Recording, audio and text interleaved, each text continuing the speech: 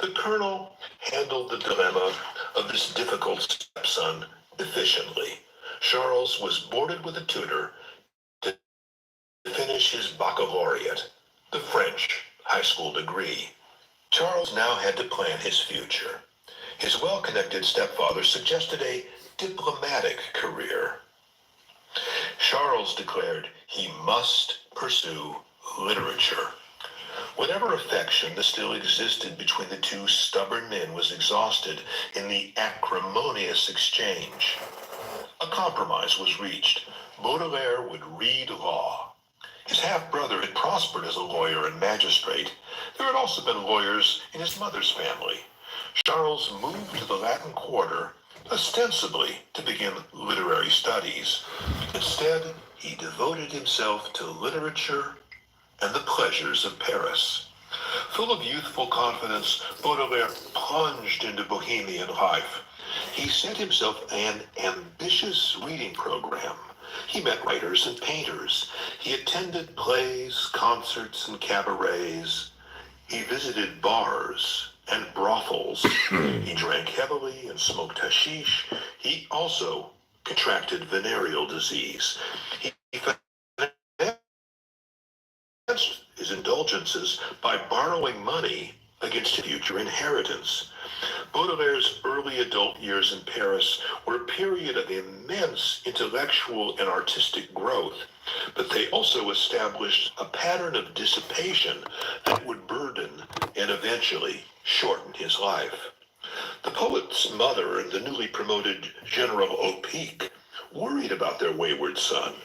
They soon realized his legal studies were a sham, and they understood the temptations that young men faced in Paris. When they learned that Charles was borrowing money against his expectations, the family felt an intervention was necessary. His parents decided that a long ocean voyage would both help Charles mature and get him out of his detrimental Parisian haunts. In 1841, the reluctant poet boarded the paquebot de Mer du Sud, bound for India. The voyage proved arduous and uncomfortable. The ship was cramped and filthy, the equatorial heat oppressive. Near the Cape of Good Hope, a violent storm broke the mast and carried away much of the rigging. Slowly, the damaged vessel drifted to Mauritius, where the crew spent 2 weeks making repairs. When the boat stopped next on Réunion, the depressed and homesick Baudelaire refused to continue. He lingered 2 months on the lush, volcanic island until a boat arrived in France. Although the trip had not matured Charles as his stepfather had hoped, the voyage had nourished his imagination. He had experienced physical danger and privation. He had watched sailors trap, torture, and eventually eat an elegant albatross. He had witnessed the beauty of tropical landscapes and sailed countless leagues of sea and sun and sky. He would never forget the images of this interrupted journey. In February 1842, Baudelaire reappeared in Paris to the astonishment of his family. He had returned, he claimed, full of wisdom, but with empty pockets. 2 months later, he came of age and inherited a substantial, approximately 100,000 francs, made up of land, investment, and cash. The young poet resolved to live in style. He rented a large apartment which he filled with furniture and art. He bought stylish clothes and hosted friends at fine restaurants. No city offered so many pleasures, both coarse and cultivated, as Paris, but they came at a cost. Within a year, Baudelaire had to sell his land to cover his expenses. His family watched the extravagance with horror and took careful account of his dwindling patrimony. As a fashionable young man about Paris, Baudelaire indulged in another expensive pleasure. He took a mistress. In 1842, the poet visited the Pantheon, a small vaudeville theater where he saw Jeanne Duval, a Haitian-born actress and dancer of mixed French and African ancestry. Although she spoke only one line in the play, Duval caught the young writer's attention. He sent her flowers and arranged a meeting for the next day. The two immediately became lovers. In the custom of the time, Baudelaire set her up an apartment near his rooms in the Hôtel Pimodon. Paris was a huge and crowded city. Lovers preferred to live within walking distance. Having suddenly come into Baudelaire's life, Duval would never entirely leave. There followed 2 years of blissful indulgence. I cared only for pleasure, for continual excitation, Baudelaire admitted.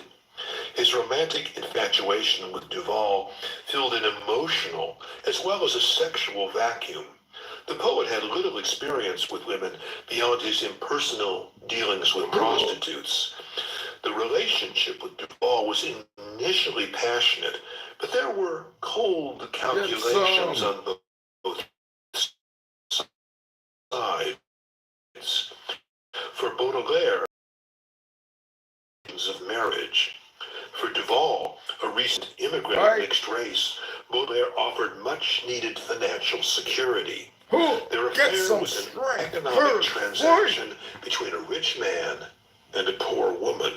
But there was also joy and affection before it became burdened with mutual disappointment and resentment. Sexual fulfillment did not slow Baudelaire's other addictions. His nights with Duval involved consuming huge amounts of wine, brandy, and absinthe. The poet took laudanum, a mixture of alcohol and opium. Meanwhile, he joined meetings at the Hashish Club at the Hotel Pimodon. He also indulged in the mundane habit of smoking pipe tobacco. If the poet's pleasures were excessive, so were his expenses. In the 2 years that's coming into his inheritance, he had spent half his legacy. As Baudelaire sold his land and investment to pay off debts, the family again intervened. His mother and the general took him to court. The spectacle of a young man squandering his inheritance had a predictable ending in the French legal system. A lawyer took charge of the poet's remaining assets. For the rest of his life, Baudelaire received small, regular payments from his remaining capital. The money was enough to cover the expenses of a frugal, single man. But Baudelaire's lavish habits and disinclination to find regular employment left him perpetually in debt and often destitute. Suddenly deprived of affluence and independence, Baudelaire raged impotently. He denounced the general, reproached his mother, and threatened suicide. His brief, youthful fling over, he sank into a state of financial anxiety and emotional stability that continued until his death.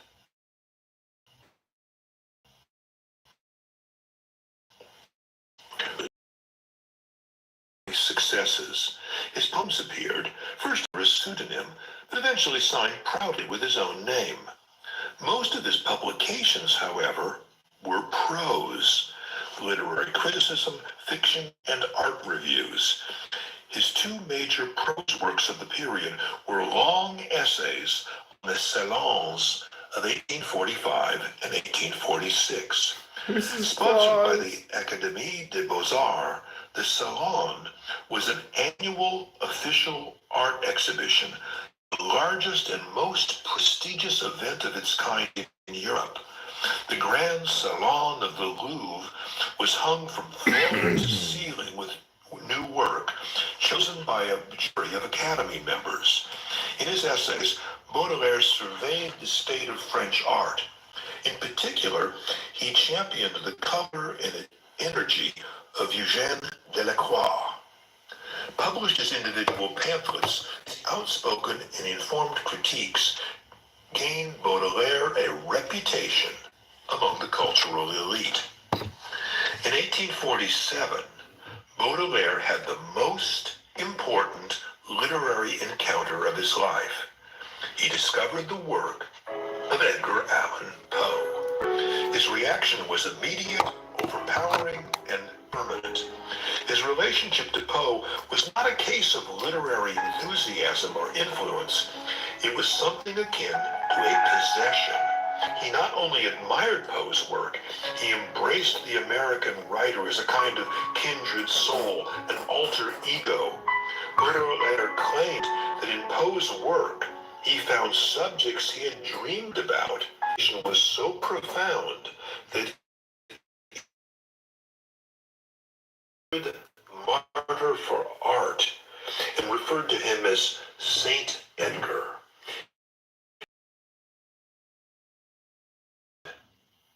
Then to Poe. The remainder, he did not attempt versions of the Poe were beyond his imaginative powers. In Baudelaire's Œuvre Complète, 5 of the 12 volumes were translations of Poe. American critics considered Poe a brilliant but decadent, even pathetic figure. His reputation had been in decline since his untimely death. Baudelaire resolved to reestablish his genius. Edgar Poe, he wrote the critics, Charles Sainte-Beuve, who isn't much in America, must become a great man in France. Baudelaire's championship of his American frère was a genuine, noble example of literary advocacy, not a scholar making a career by discovering an author, but a major poet sacrificing much of his creative energy to raise a fellow artist from obscurity. In the course of 5 years, Baudelaire wrote 3 long essays on Poe. Although some of the passages were lifted from American sources, these impassioned works stand as brilliant literary criticism. They were also self-revelatory, thinly veiled confessions of Baudelaire's artistic aims and agonies. He saw Poe's tragic life as a prophetic vision of his own future. Quote, "There are fatal destinies," his first essay began. "Some men who bear words, bad luck, written in mysterious characters in the sinuous folds of their Baudelaire's own self-image. In portraying Poe, Baudelaire enlarged and refined an archetype that came to dominate symbolist and decadent literature. Le poète maudit, the cursed poet. The term itself had been coined by the French romantic poet Alfred de Vigny. Later, it would become the title for Paul Verlaine's flamboyant collection Le Poète Maudit, 1884. The underlying concept, however, was first articulated by Baudelaire. He fashioned the image of the doomed artist, too sensitive to survive in a mercenary world. Living outside bourgeois society, the impoverished and unrecognized poète maudit seeks self-destructive solace in drugs, alcohol, and sex, often surviving on the edge of madness. Baudelaire's version of the archetype endures today, not only in contemporary culture's depictions of poets, but also jazz musicians, rock stars, painters, and movie actors. Poets often formulate general theories from their personal sorrows. Baudelaire championed the alluring but dubious notion that the surest sign of profound creativity is to be doomed. In 1848, revolutionary unrest erupted across Europe. In France, the people of Paris brought down the constitutional monarchy of Louis Philippe and established the Second Republic. As mobs filled the streets of central Paris, Baudelaire appeared, sporting a rifle, shouting, "We must go shoot General au pic." Given Baudelaire's general distaste for politics, this revolutionary episode has a farcical quality. Aside from his brief and presumably sincere enthusiasm for radical reform, his views were mostly reactionary. "What can be more absurd than progress?" he asked. "Belief in progress is the doctrine of idlers and Belgians."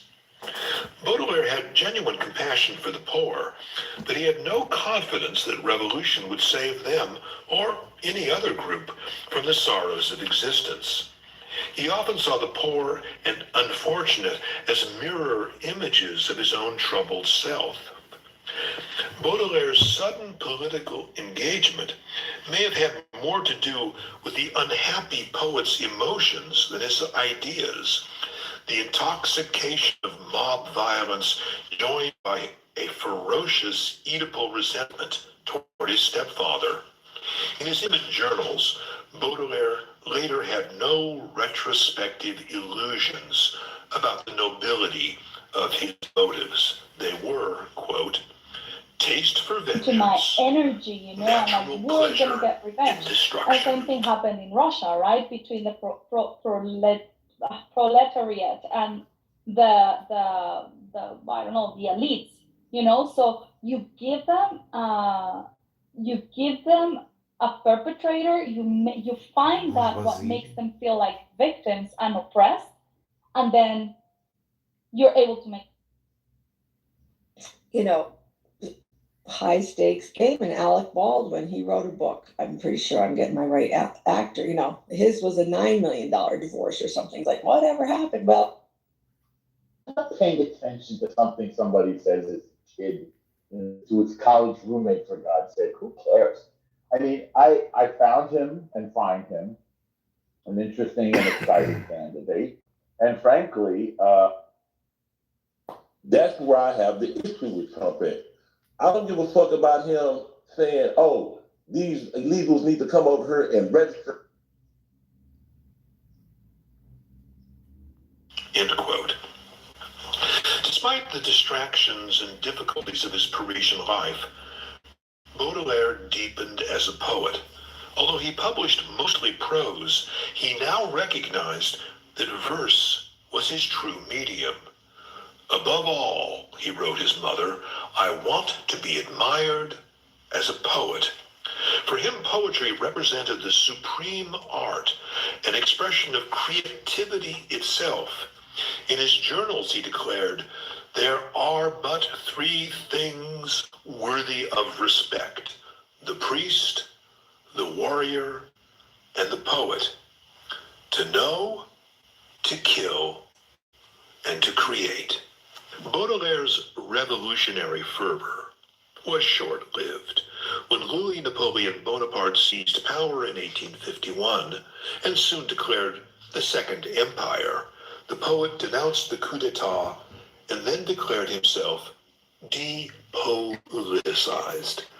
To the degree he expressed later political sympathies, they were conservative, Catholic, and aristocratic.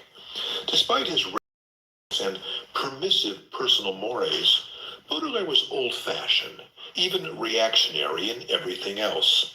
Even his early affectation as an dandy, a well-dressed and idle urban aesthete, reflected the poet's aristocratic aspirations more than any new bohemian liberty. Misanthropy and misogyny also colored his opinions. Fueled by his own unhappiness, he saw human society as foul, selfish, and hypocritical. Poisoned by original sin, humanity was unredeemable. He particularly detested the prophets of the French progressive tradition, Voltaire and Rousseau. It wasn't just progressive ideas he objected to in art. Baudelaire maintained that introducing any political idea compromised artistic integrity. Although Baudelaire's life has copious documentations and letters, journals, and literary works, as well as testimonies and memoirs by his many friends, the genesis of his masterpiece, Les Fleurs de Mal, remains murky. The earliest poems in the collection appeared in 1841. A few poems appeared in literary reviews and anthologies over the next few years. In 1851, he published 11 poems under the title Les Lambes, Limo, which he briefly considered as a possible title for his book. Slowly, the meticulously patterned collection took shape. In 1855, he gathered 18 poems in the Revue du Monde under the heading suggested by a friend, Les Fleurs du Mal, the Flowers of Evil. That haunting title stuck. Baudelaire assembled the poems and organized them in a way that gave the individual pieces cumulative power and coherence. In 1857, 2 months before the publication of Les Fleurs de Mal, General Opic died. Baudelaire's mother left Paris for a handsome house in Honfleur on the coast of Normandy. She had always been the central woman in his life. Now there was no rival for her love.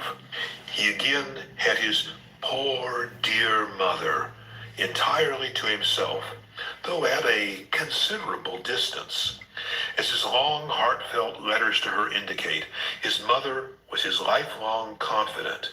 He remained fixated in childlike dependence, both emotional and financial, looking to her to solve his personal problems. Never doubting her affection, he constantly sought her approval and forgiveness. He often suggested her love could best be expressed by a bit of extra cash. Meanwhile, Baudelaire and Jean Duval had parted. Their early fervor cooled, and his financial problems undermined the security he had once offered her. The alcohol-fueled relationship deteriorated to violent bickering. She had no regard for his unprofitable artistic pursuits. She mocked him as a failure and even poisoned his cat. He beat her with a candlestick. Nonetheless, Baudelaire could not make a permanent break. He remained, quote, bound like a convict to this chain. He felt a guilty sense of duty to the only woman with whom he ever managed an extended romantic relationship. Both of them now suffered from health problems, but Duval's decline was more rapid. In 1859, his Black Venus suffered a paralytic stroke, probably from the syphilis that infected them both. He would support her meagerly, but faithfully, for the rest of her life. Baudelaire never had another intimate relationship or enduring romance. His poverty, temperament, and reputation made a bourgeois marriage impossible. His other romantic infatuations never went beyond flirtations or brief and probably platonic affairs. In 1857, Baudelaire published the first edition of Les Fleurs de Mal. The volume appeared in an elegant format printed by Auguste Poulet-Malicis, who became a devoted friend and later provided financial assistance to the perpetually needy poet. Poulet-Malicis sought to revive in France. His books displayed superb typography on excellent paper, often hand decorated. Determined to have the text published flawlessly, Baudelaire moved into rooms near his publisher. For months, he read and corrected successive sets of proofs, infuriating the printer's partner with expense and delay. He agonized over punctuation and typeface. At the end of June 1857, the book finally appeared in an edition of 1,300 copies. Baudelaire dedicated the volume to Théophile Gautier, quote, the impeccable poet and perfect magician of French letters, end quote. Baudelaire had little opportunity to celebrate the publication of his poems.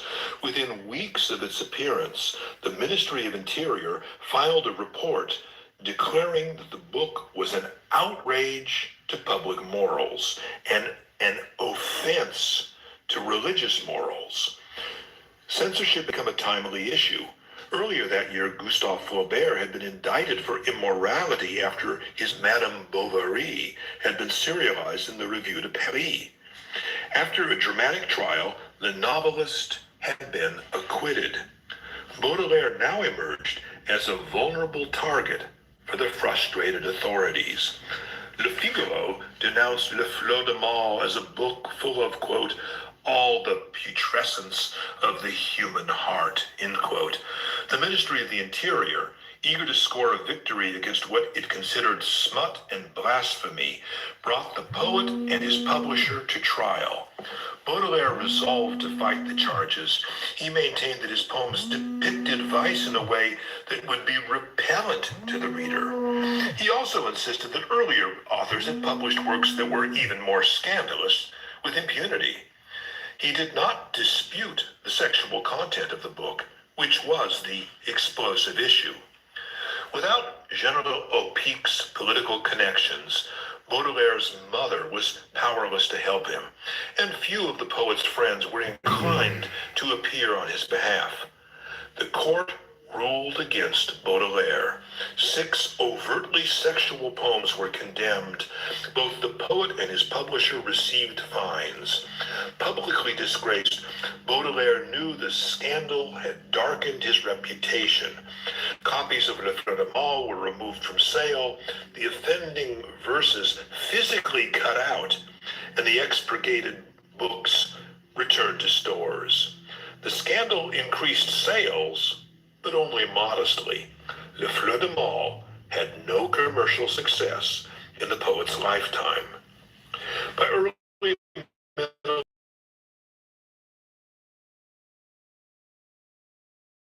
romantic failures and lack of recognition weighed on his somber personality. What I suffer just in living, he wrote his mother in 1861, is inexpressible.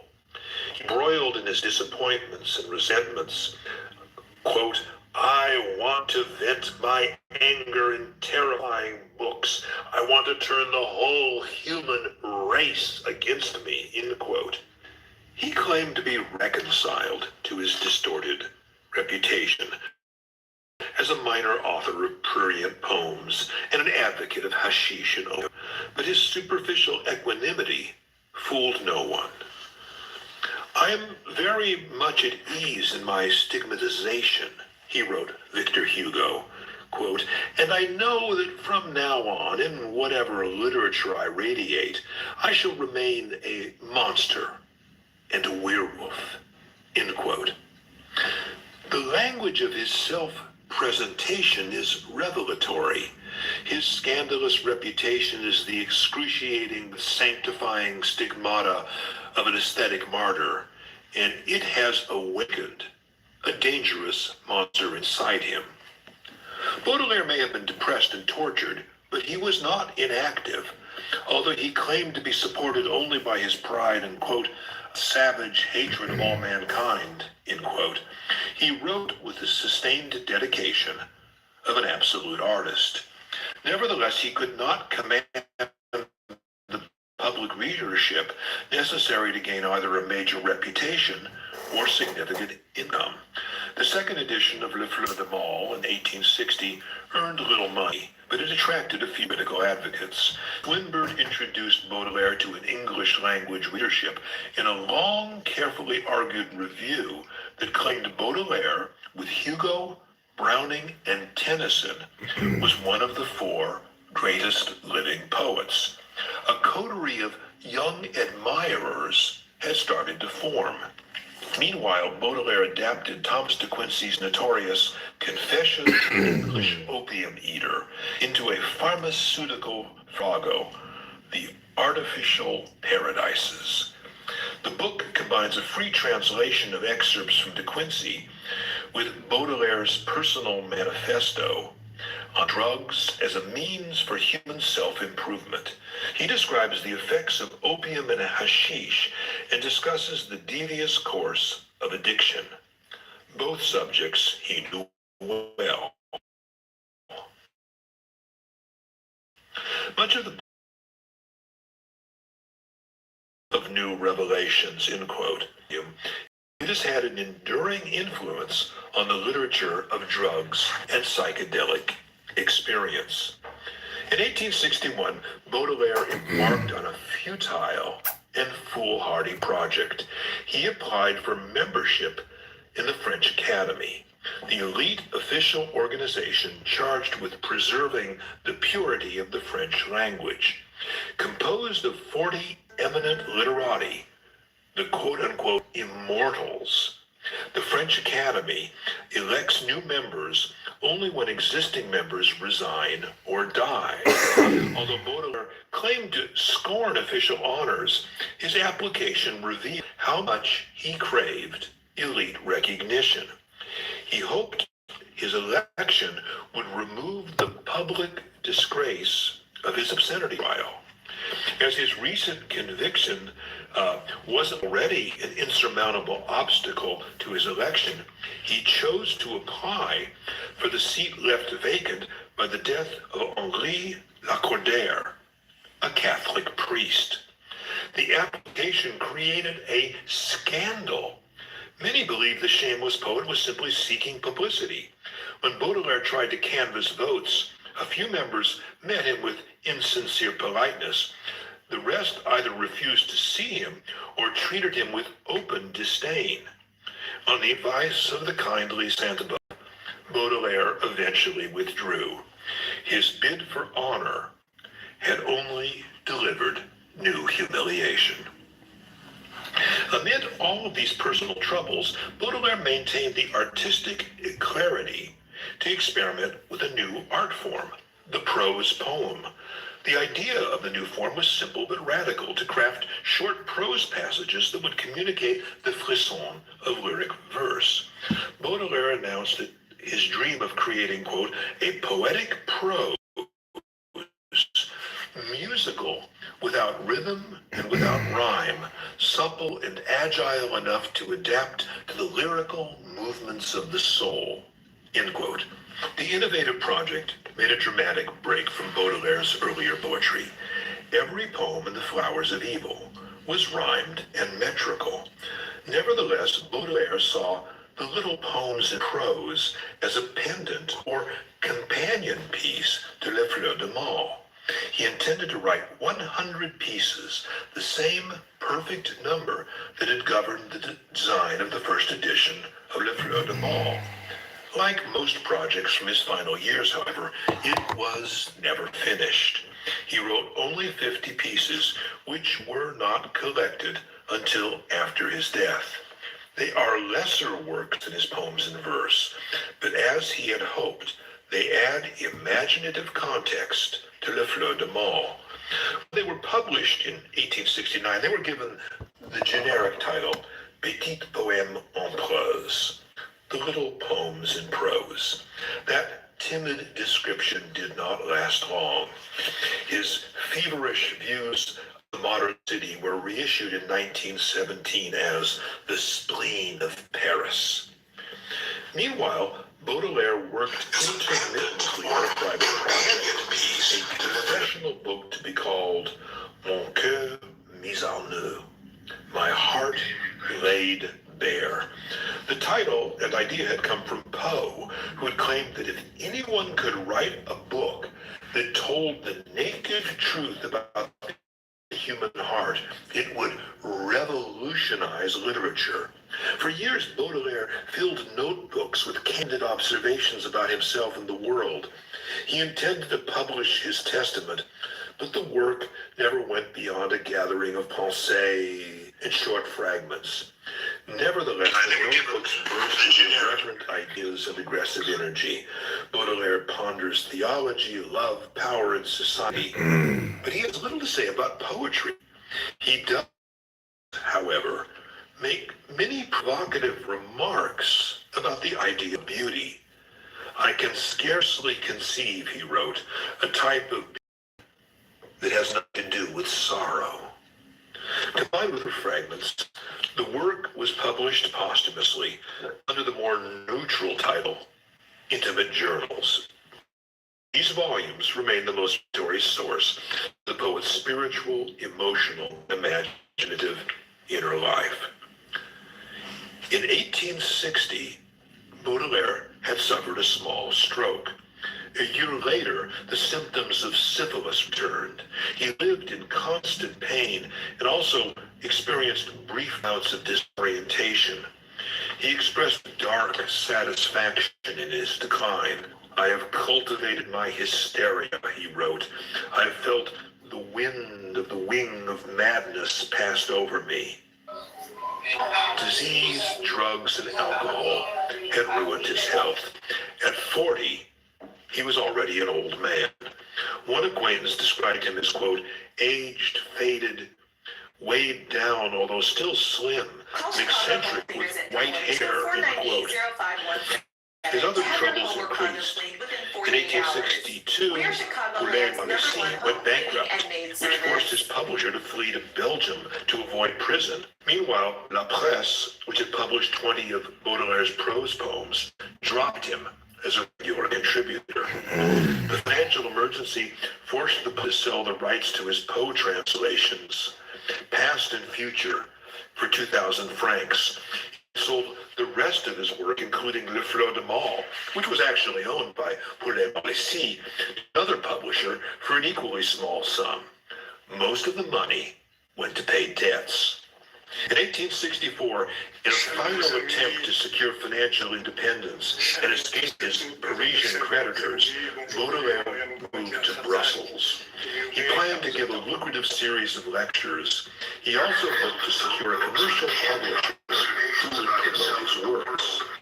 Bourgeois and bureaucratic Brussels was a city not known for literary culture. The lectures proved badly paid and poorly attended. By the third event, the audience was so small that the depressed poet stopped in mid-lecture. Further talks were canceled. The sponsors paid him only a fraction of the promised fee. His other projects failed. The publisher declined even to meet with him. Baudelaire hated Belgium, but he did not leave. He had nowhere else to go, and he couldn't pay his hotel bills. He toyed with the idea of writing a devastating satire to be called Pauvre Belgique, Poor Belgium. But he was too ill and exhausted to pursue the notion. Poulet-Mauricy provided some temporary help by publishing the censored poems from Le Fleur de Mal, supplemented by some recent verses. The French prohibition against the condemned poems did not hold in Belgium. There was always a demand for stylish erotica. Les Épaves, The Wreckage, was published in February 1866 in an edition of 260 copies. This slim volume of his condemned poems was the last book which Baudelaire was to see before his death. In March, while visiting the church of Saint-Loup in Namur on a holiday with friends, the poet suffered a stroke which paralyzed his right side. He was placed in a convent hospital. His fits of swearing so scandalized the sisters that he had to be moved to a hotel. His mother, 73 years old and infirm, came to Brussels with her maid to care for him. It soon became obvious that he would never fully recover. By April, he had lost his ability to speak coherently, though his mind remained lucid. His friends sadly noted that the master of language was now bereft of words. In June, the poet was brought back to Paris and placed in a hydrotherapeutic sanitarium in Chaillot. He lived another year, but his condition slowly deteriorated. On his deathbed, he requested the Catholic last rites. He died in his mother's arms on August 31st, 1867. He was 46.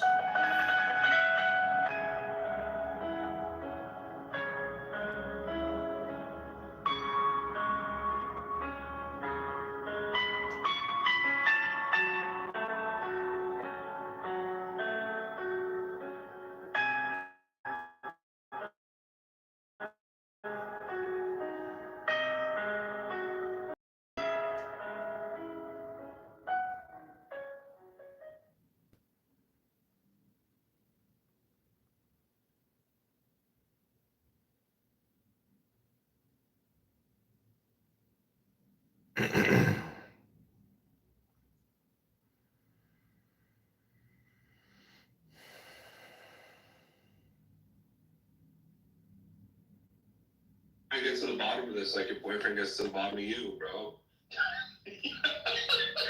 You know what's funny is Florida's picturing this in his mind, so that means he's horny. You're actually thinking over these sexual things, Florida. Talk about it, Florida. What's that? What's going on? You say, Tina?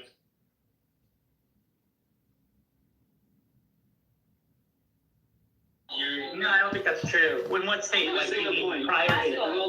Hold on. This is exactly what I'm saying, Roscoe, that the individuals know that they need others to survive. So when you actually promote the responsibility that the individual has, they will look for that collaboration.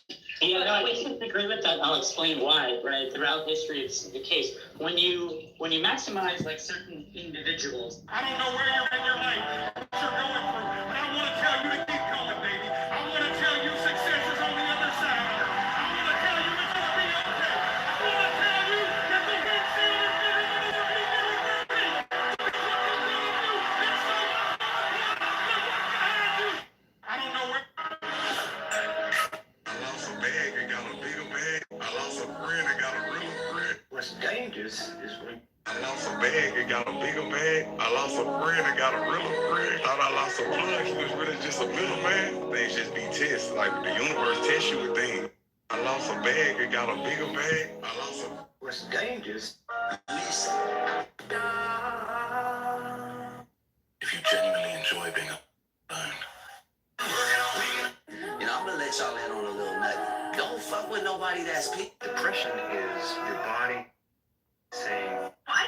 No, I am a real person. John 20, 30, and 30.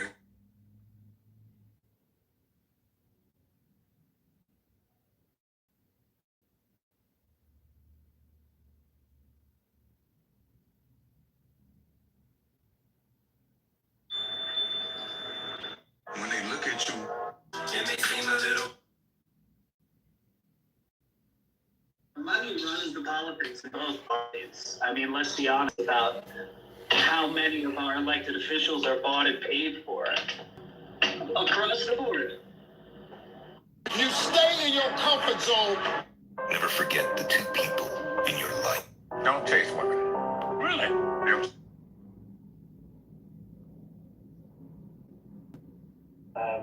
Yeah, Scott, sorry. End it, village.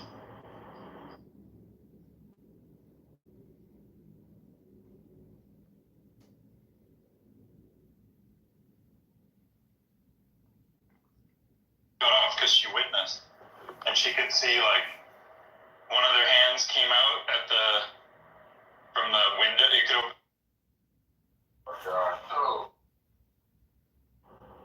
So, you know, Chris? Not everybody. Like, you can't be a life coach for, like, a single black man. That's not going to be your bag.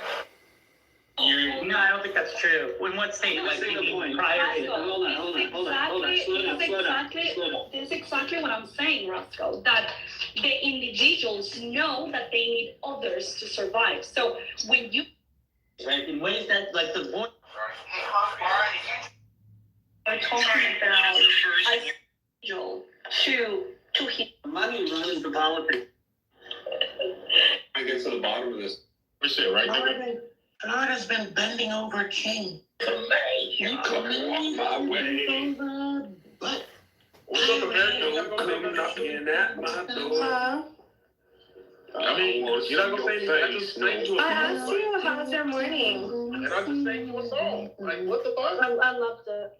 All right, that's what I like to hear. I appreciate it. I love you. I appreciate you, girl. Don't be weird. Don't be weird.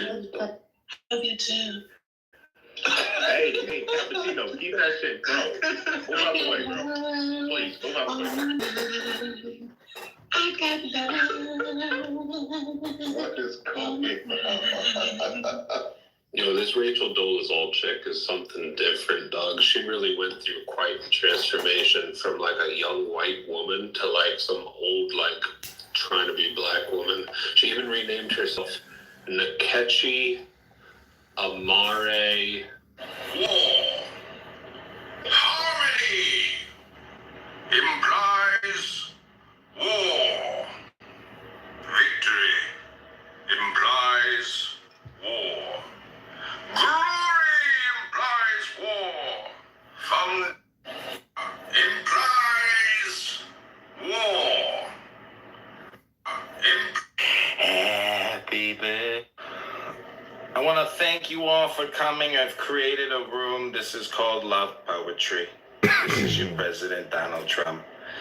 Wishing you all health, wealth, love, peace of mind. That is not which is. I want to welcome you back from Donald Trump in Scotland. This is Trump Records. This is the part 3 of the... Welcome back, everyone. This is your good friend Donald Trump from Donald Trump Records. We've...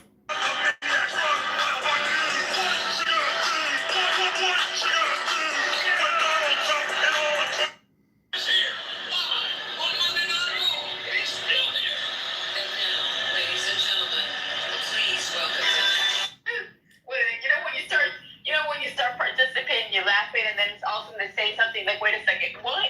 No, that I don't. How much was it? How much was it? They gave it to me. Teach us your secret, master. Yep, my yahoos. Then for the hardness of their hearts and for the softness of their heads, I taught them magic. But alas, teach us your real secret, master. How to become invisible. How to acquire love. And oh, beyond all, how to make gold. But how much gold will you give me for the secret of infinite riches? Then said the foremost and most foolish, Master, it is nothing. But here is 100,000 pounds. This did I deign to accept, and whispered in his ear the secret. A sucker is born every minute.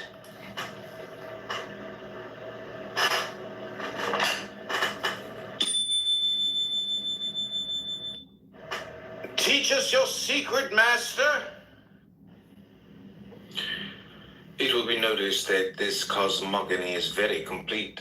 The manifestation even of God does not appear until Tifereth, and the universe itself not until Malkuth.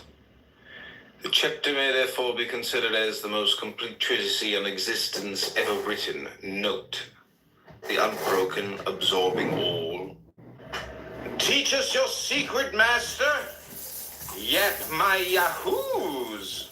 Then for the hardness of their hearts and for the softness of their heads, I taught them magic. But alas, teach us your real secret, master. How to become invisible. How to acquire love. And oh, beyond all, how to make gold. But how much gold will you give me for the secret of infinite riches? Then said the foremost and most foolish, Master, it is nothing. But here is 100,000 pounds.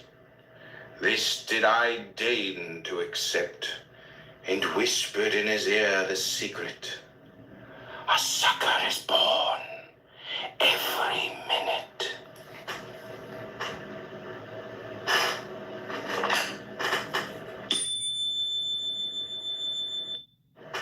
Teach us your secret, master. Yep, my yahoos. Then for the hardness of their hearts and for the softness of their heads, I taught them magic. But alas, teach us your real secret, master. How to become invisible. How to acquire love. And oh, beyond all, how to make gold. But how much gold will you give me for the secret of infinite riches?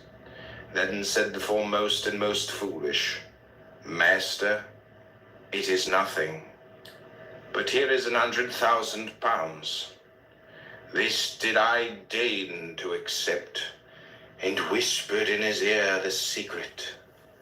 A sucker is born every minute.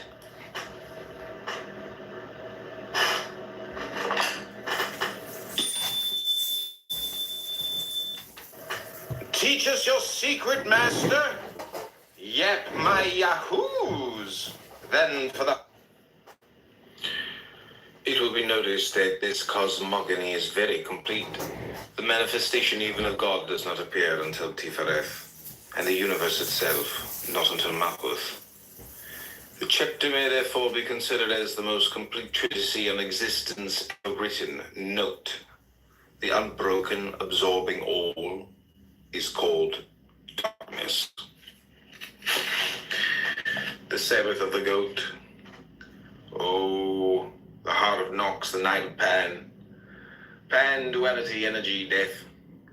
Death, begetting, the supporters of all. To beget is to die is to beget. Cast the seed into the field of night. Life and death are two names of A. Kill thyself. Neither of these alone is enough.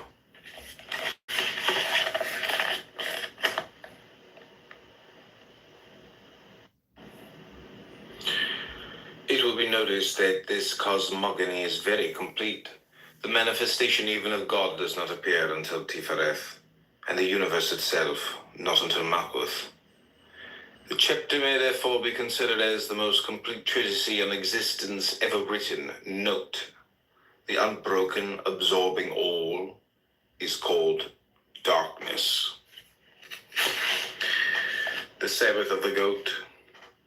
Oh, the heart of Nox, the night of Pan. Pan, duality, energy, death. Death, begetting, the supporters of all. To beget is to die is to beget.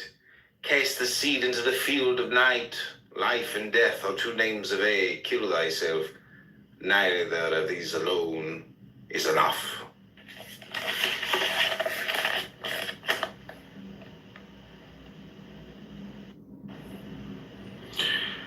It will be noticed that this cosmogony is very complete. The manifestation even of God does not appear until Tifereth, and the universe itself not until Malkuth.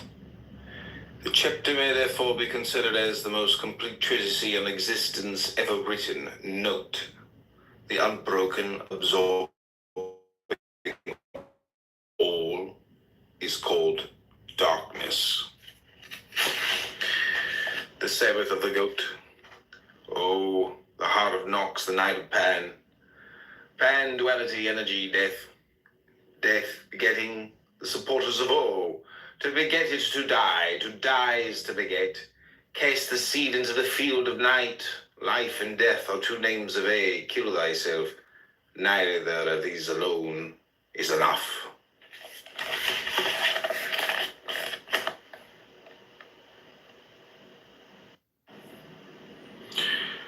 It will be noticed that this cosmogony is very complete. The manifestation even of God does not appear until Tifereth, and the universe itself not until Malkuth. The chapter may therefore be considered as the most complete treatise on existence ever written. Note, the unbroken, absorbing all is called darkness. The Sabbath of the goat. Oh, the heart of Nox, the night of Pan. Pan, duality, energy, death.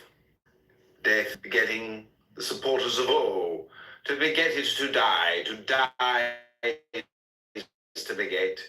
Cast the seed into the field of night. Life and death are two names of A. Kill thyself. Neither of these alone is enough.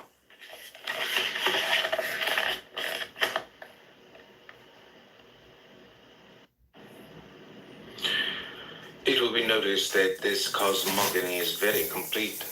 The manifestation even of God does not appear until Tifereth, and the universe itself not until now. Commentary of the anti-primal triad. This is the negative trinity. Its three statements are in an ultimate sense identical. They harmonize being, becoming, not being. The three possible modes of conceiving the universe. The statement nothing is not, technically equivalent to something is fully explained in the essay called Berashith. The rest of the chapter follows the Sephirotic system of the Kabbalah and constitutes a sort of quintessential comment upon the system. Those familiar with that system will recognize Ketha, Kokma, Bina in the first triad, Dath in the abyss, Chesed, Gebura, Tifereth in the second triad, Netzach, Chod, and Yesod in the third triad, and Malkuth in the 10th emanation. It will be noticed that this cosmogony is very complete. The manifestation even of God does not appear until Tifereth. Commentary of the anti-primal triad. It will be noticed that this cosmogony is very complete. The manifestation even of God does not appear until Tifereth, and the universe itself not until Malkuth. The chapter may therefore be considered as the most complete treatise on existence ever written. Note, the unbroken, absorbing all is called darkness. The Sabbath of the Goat. Oh, the heart of Nox, the night of Pan. Pan, duality, energy, death. Death, getting the supporters of all. To beget is to die, is to beget. Cast the seed into the field of night. Life and death are two names of A. Kill thyself. Neither of these alone is enough.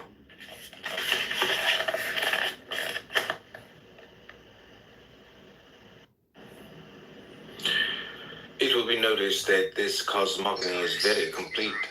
The manifestation even of God does not appear until Tifereth, and the universe itself not until Malkuth. The chapter may therefore be considered as the most complete treatise on existence ever written. Note, the unbroken, absorbing all is called darkness. The Sabbath of the Goat. Oh, the heart of Nox, the night of Pan. Pan, duality, energy, death. Death, begetting the supporters of all. To beget is to die is to beget. Cast the seed into the field of night. Life and death are two names of A. Kill thyself. Neither of these alone is enough.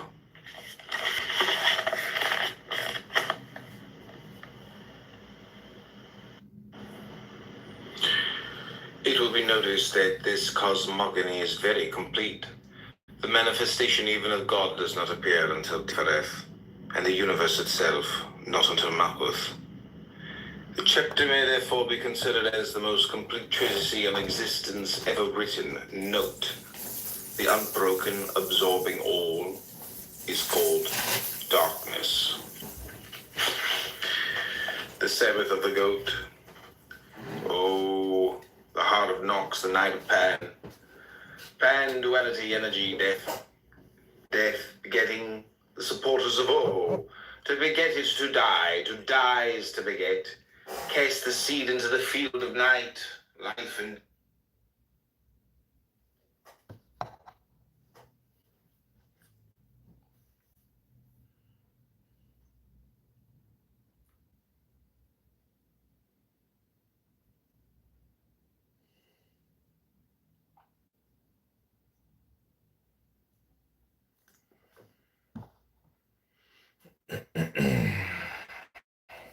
This is Charles Baudelaire.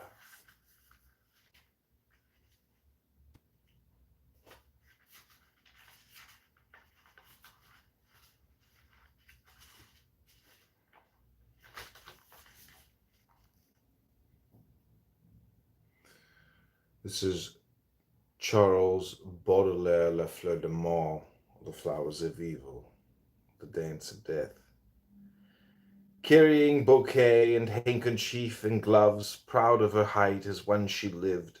She moves with all the careless and high-stepping grace, and the extravagant courtesan's thin face.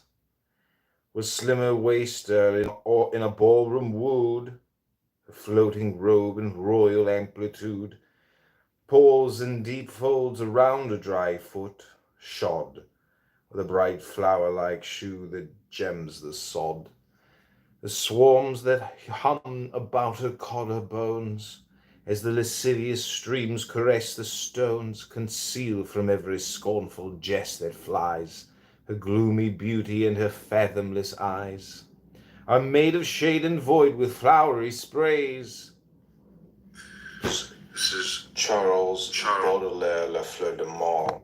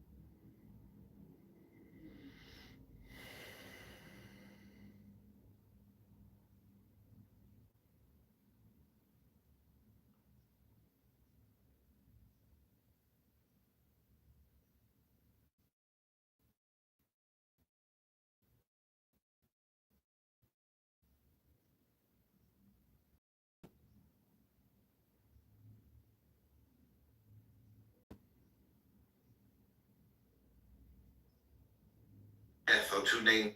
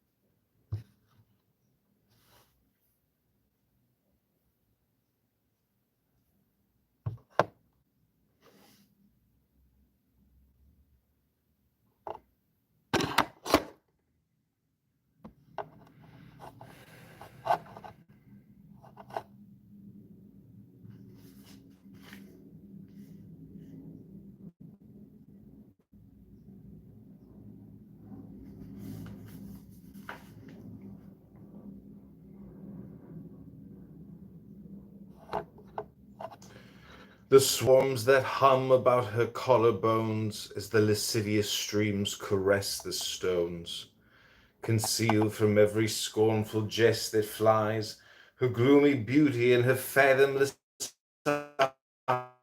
eyes are made of shade and void with flowery sprays. Her skull is wreathed artistically and sways, feeble and weak on her frail vertebrae.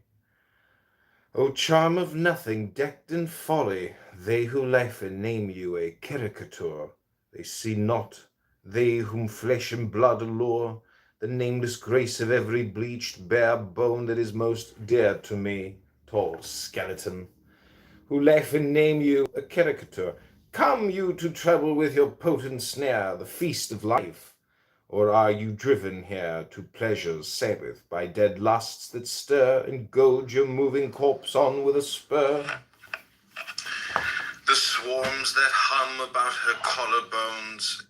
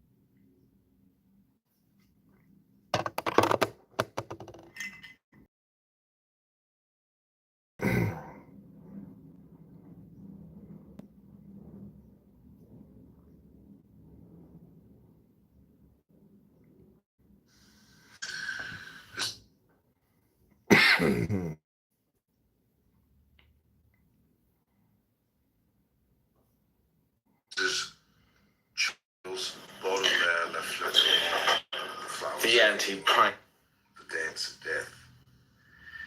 Carrying bouquet and handkerchief and gloves, proud of her height as when she lived, she moves with all the careless and high-stepping grace. The extreme which son's thin face, with slimmer waist in a ballroom wooed, floating robe and royal amplitude.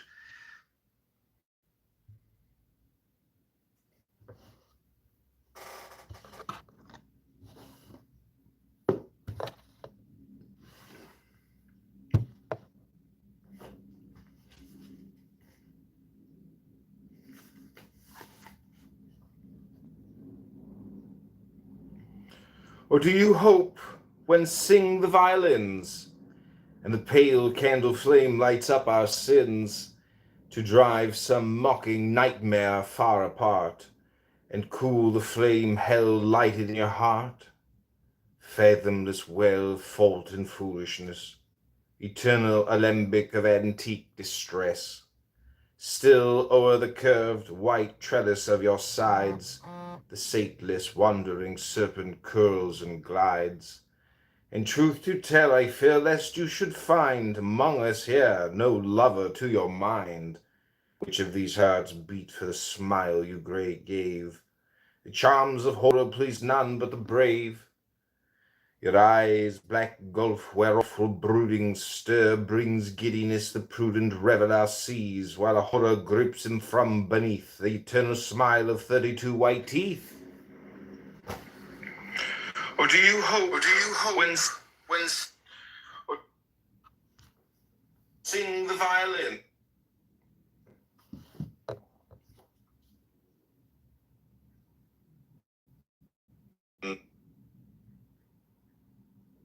Robe and royal amplitude.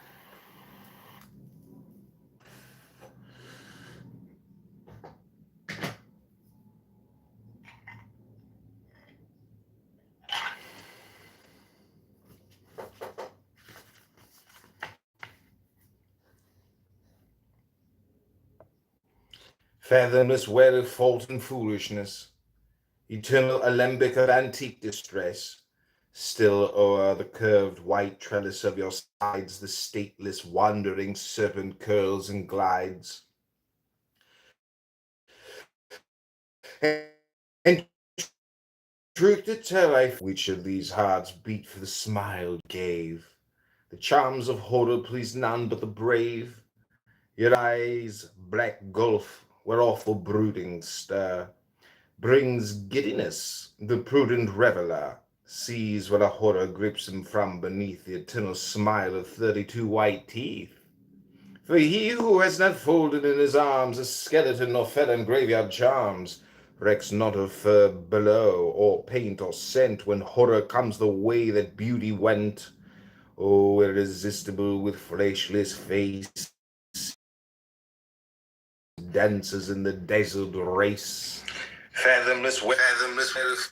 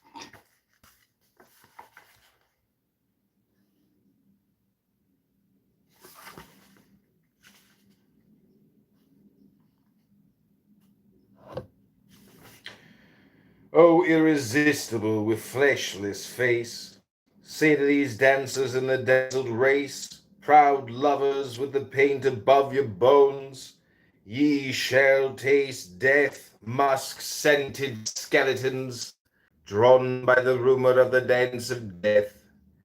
From Sain's cold quays to Ganges' burning stream, the mortal troopers dance onward in a dream. They do not see within the open sky the angel's sinister trumpet raised on high. Every climb under every sun, death laughs at ye mad mortals as ye run, and oft perfumes herself with myrrh like ye, and mingles with your madness irony.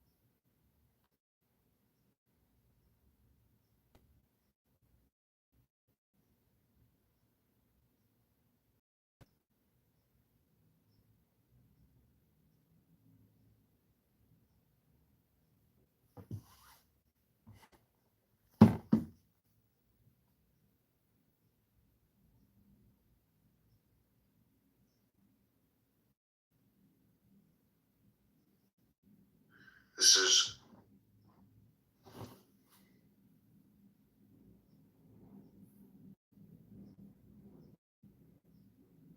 Charles Baudelaire Le Flamand, The Flowers of Evil, The Dance of Death. Carrying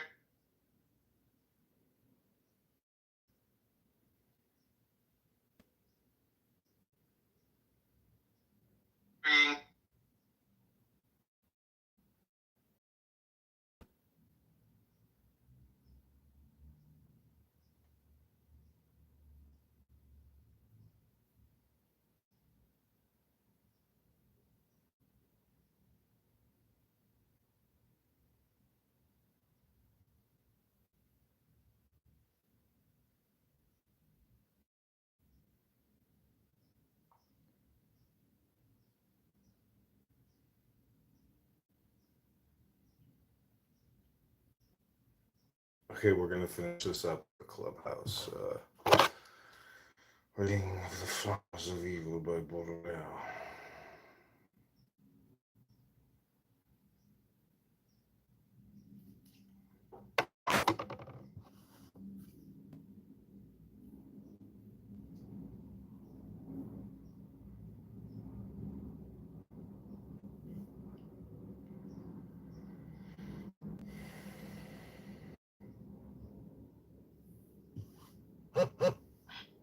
If it's the legislative or whatever for the other branches, then it's very blurry the line, right? Because they invent with each other, and so if they can be manipulated, as Norm was saying, they can be weaponized against the other branches, let's say, or the other political. All right, everybody. Again, this is John, Kitover.com, CEO of Clown House. Text us from these three branches, because whoever rules.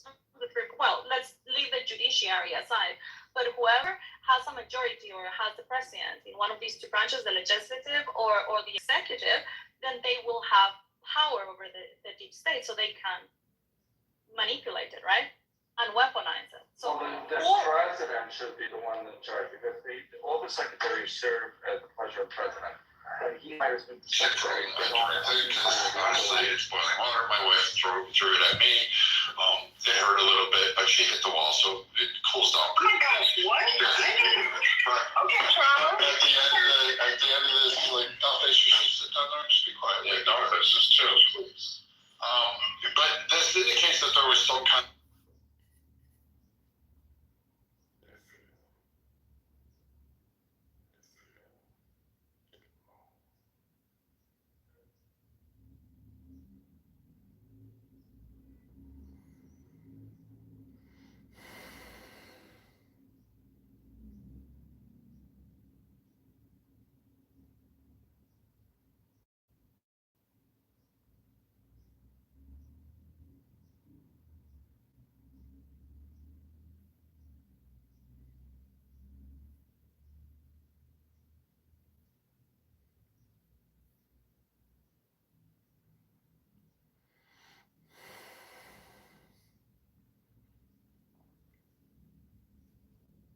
picture of your feet for our 10th.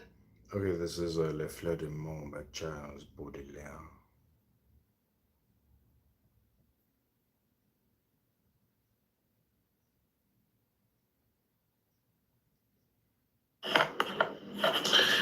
The swarms that hum about her collarbones as the lascivious streams caress the stones. Concealed from every scornful jest that flies, her gloomy beauty and her the swarms that hum about her collarbones as the lascivious streams caress the stones. Concealed from every scornful jest that flies, her gloomy beauty and her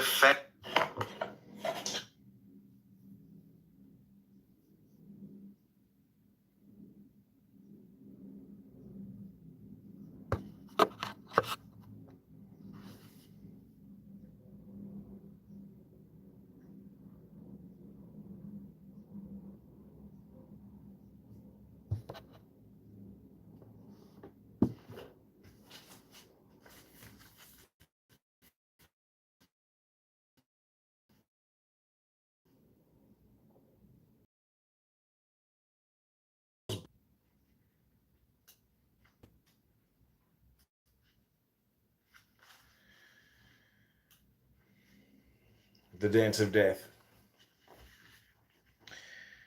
Carrying bouquet and handkerchief and gloves, proud of her height, as when she lived, she moves with all the careless and high-stepping grace, and the extravagant courtesan's thin face, with slimmer waist there in a ballroom wooed, her floating robe in royal amplitude. Pause in deep folds around a dry foot shod, with a bright flower-like shoe that gems the sod. The swarms that hum about her collarbones, as the lascivious streams caress the stones, conceal from every scornful jest that flies her gloomy beauty and her fathomless eyes, are made of shade and void with flowery sprays, her skull is wreathed artistically and sways, feeble and weak on her frail vertebrae. O charm of nothing, decked in folly they, who laugh and name you a caricature, they see not, they whom flesh and blood allure, the nameless grace of every bleached bare bone that is most dear to me, tall skeleton. Come you to trouble with your potent snare the feast of life, or are you driven here to pleasure's Sabbath by dead lusts that stir and goad your moving corpse on with a spur? Or do you hope when sing the violins, and the pale kindle flame lights up our sins, to drive some mocking nightmare far apart and cool the flame held lighted in your heart? Fathomless well of vault and foolishness, eternal alembic of antique distress, still o'er the curved white treadis of your sides the sectless wandering serpent curls and glides. In truth to tell, I fear lest you should find among us here no lover to your mind. Which of these hearts beat for the smile you gave? The charms of horror pleased none but the brave. Your eyes' black gulf, where awful brooding stir brings giddiness, the prudent reveler sees while horror grips him from beneath the eternal smile of 32 white teeth.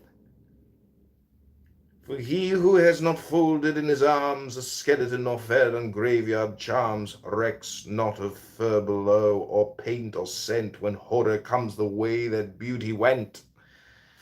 O irresistible with fleshless face, say to these dancers in their dazzled race, proud lovers, with the paint above your bones, ye shall taste death, musk-scented skeletons, withered and withered Antinius, dandies with plump faces, ye varnished cadavers in grey Lovelaces, ye go to lands unknown and void of breath, drawn by the rumour of the dance of death. From Cyan's cold quays to Ganges' burning stream, the mortal troopers dance onward in a dream. They do not see within the open sky the angel's sinister trumpet raised on high. In every clime, and under every sun, death laughs at ye, mad mortals, as ye run, and oft perfumes herself with myrrh, like ye, and mingles with your madness. Irony.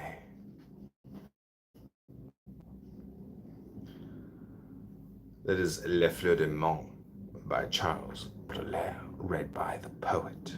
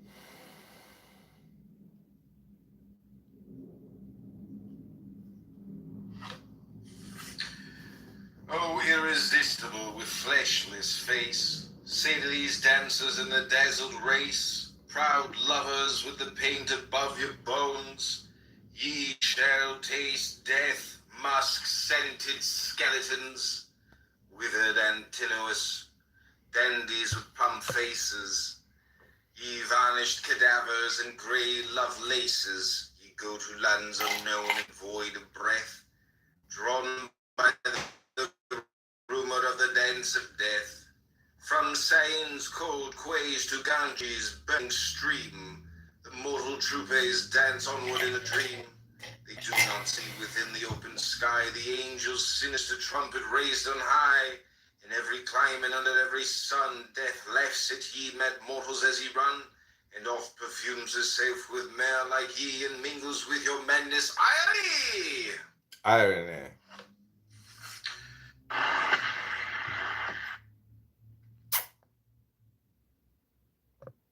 Dandy.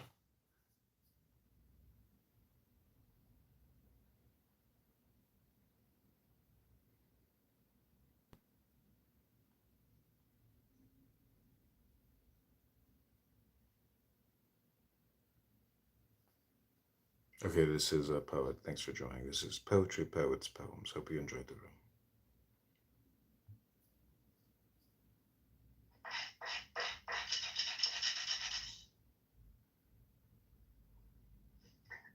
Yeah, but I mean, like, but that's what I was asking. Like, who is controlling these people? Because in the end, they are the owners of this intelligence. Yeah, but then, I mean, they can still conspire with one of the branches against the other branch. So They don't do how that. do you make? They don't conspire, but they do have an agenda. I mean, I Yeah, but that's the point. Like, how can you keep an eye on them if they are actually have got the autonomy to be the owners of that intelligence that they're managing? That's They Congress's weaponize that. job. I mean, And they frequently decline to answer Congress's inquiries. They don't. Remember, Tina Haspel actually hid information from the president. They consider the president's like little things kind of disturbing the surface of the ocean while they're feeding happily, and there's some little mayhem up at the top. But the president is of no concern. They spend a lot of their time campaigning and going to dinners, and how in the world could a president who is quite a figurehead get information from the CIA and stuff and make those decisions? I really don't think that they respect the office of president at all. And so it's their job to behave and do what they're told. Remember what Comey admitted to? I don't know if y'all have seen The Firm or read The Firm where the guy, the security chief, went up to the protagonist and said, "Look, here's your wife, or what was it? No, here you're cheating." And showed it on the back of a car, and then he put it back in his briefcase, and the implication was clear. So that's what Comey admitted to doing. He went to Donald Trump and said that he showed him these, peeing, models peeing on a bed, that story, and just, and that's it. That's all you have to do. Comey didn't admit to doing that. Comey said, I showed it to him, and then Donald Trump said, can you go after this guy? What should have happened is Comey should have showed it to him. Where are you pulling this from? Comey himself. So in other words, they put Comey admitted to blackmailing the president? Is that what you're saying? Because but he admitted to showing the president the document before anybody else, and the president should have said, he should have just turned white, and Comey should have said, "Don't worry about it. We're good at keeping these secrets." That's the implication. You don't have to say another word. And then when you know what to do after that, and so that's all you have to do. There's no threat of blackmail. You just show somebody a compromising, photos or documents and put it away and say, I have a copy. That's when it went haywire. That's when everything went south.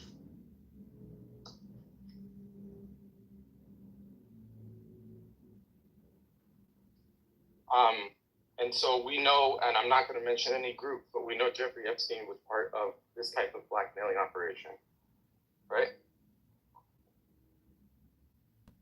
I don't think we know that. But you have any evidence to that? Yeah, the evidence. No, I'm pulling it out of my ass. No, there's no evidence. That's obviously the implication, unless you have evidence. Well, we heard those allegations, if this is what you mean, and many people repeat this thing many times, if this is what you mean. Say that this is evidence is a bit far. No evidence. There's evidence. No, there's no evidence. The allegation is there's nobody who came forward that has used him as a traitor. No, but he seemed to be operating in a theater that no one else was aware of, and he was compromising many professional, well-placed people. So the assumption is he was working for a clandestine for the CIA. There is no evidence of that.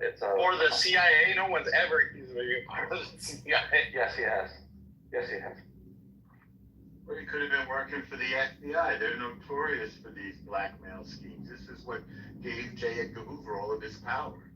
This was a gay guy who wore a dress who rose to power in the United States by blackmailing politicians, including presidents. When the Daily Beast, Acosta, who was a lawyer for Trump, who had to leave because of this, Epstein got a life sentence, and Alexander Acosta said, and this is the Daily Beast, which I don't think is far right, the Daily Beast said that Acosta said that Epstein belonged to the intelligence. Now, that could not be true. I don't know, but that's the compromising many. So you have a quote from Jim Acosta making an allegation about Epstein. No, but Jim Acosta, yeah, and he could be lying. I don't know. That is. Wait, I think you're mixing Acostas. No, not Jim Acosta. Alexander. Yeah, not Alexander Costa. Isn't he the one that gave him the sweetheart deal in Florida? Exactly, and that's his reason. His explanation was he was told that he belonged to intelligence. So he says. So he says. I know, but I mean, you know, that counts as evidence. What do you mean? So he said. Are you familiar with when I call it a sweetheart deal? I might be doing it injustice. Are you familiar with what deal he had? Yes. Charles Baudelaire, La Fleur de Mort, The Flowers of Evil, The Dance of Death. Carrying bouquet and handkerchief and gloves, proud of her height as when she lived, she moves with all the careless and high